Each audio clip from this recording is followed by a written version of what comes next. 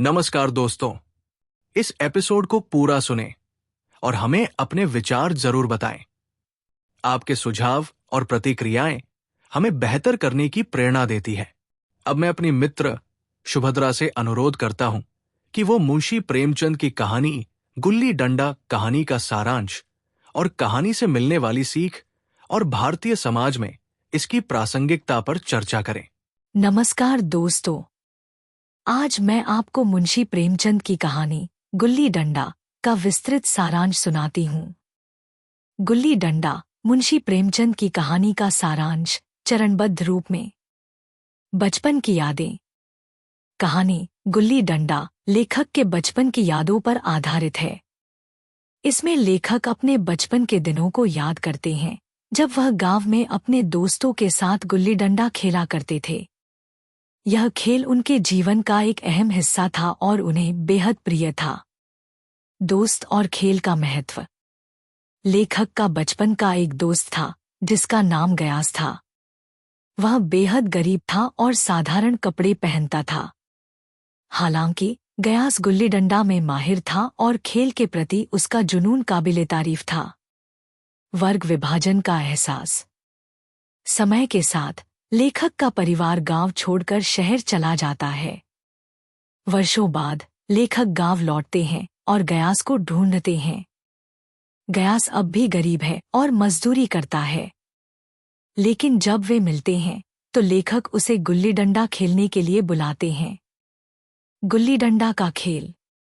दोनों फिर से बचपन का खेल खेलते हैं। लेखक को एहसास होता है कि गयास अब भी खेल में उतना ही कुशल है। गयास का आत्मविश्वास और खेल के प्रति उसका प्यार लेखक को प्रभावित करता है। वर्ग विभाजन का दर्द। लेखक महसूस करते हैं कि उनके और गयास के बीच वर्ग का बड़ा अंतर आ चुका है। लेखक के पास साधन और संसाधन हैं, जबकि गयास गरीबी में संघर्ष कर रहा है। लेखक को यह भी एहसास होता है कि बचपन की दोस्ती में इस वर्ग भेद का कोई महत्व नहीं था, लेकिन अब यह अंतर गहरा हो गया है।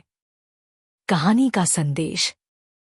कहानी गुल्ली डंडा बचपन की मासूमियत और वर्ग विभाजन के बीच के अंतर को उजागर करती है। यह दिखाती है कि कैसे समय और परिस्थितियां बचपन की समानता और दोस्ती को प्रभावित कर सकती हैं। आज के समाज में कहानी की प्रासंगिकता। एक बचपन की मासूमियत और खेल का महत्व। आज की पीढ़ी में जहां बच्चे तकनीकी उपकरणों पर अधिक निर्भर हो गए हैं, कहानी हमें याद दिलाती है कि कैसे सरल खेल और बचपन की मासूमियत हमारे जीवन को खुशियों से भर सकती है। 2. वर्ग विभाजन और दोस्ती। कहानी वर्ग भेद को उजागर करती है जो आज भी समाज में मौजूद है। चाहे वह शिक्षा, नौकरी या सामाजिक संबंध हो, वर्ग का भेदभाव आज भी लोगों को अलग करता है।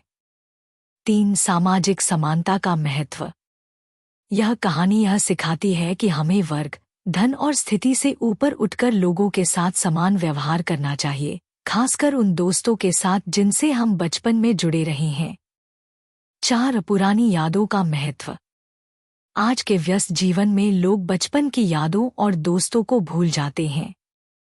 यह कहानी याद दिलाती है कि उन दिनों को याद करना और उनके महत्व को समझना जीवन को अधिक खुशहाल बना सकता है। निष्कर्ष।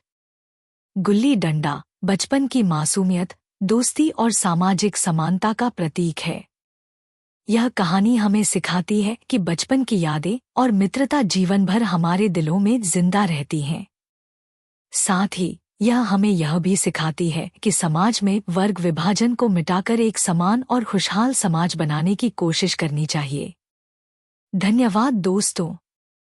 हमारे चैनल को सब्सक्राइब करें और नोटिफिकेशन ऑन करें ताकि आप हमारी अगली चर्चा मिस न करें।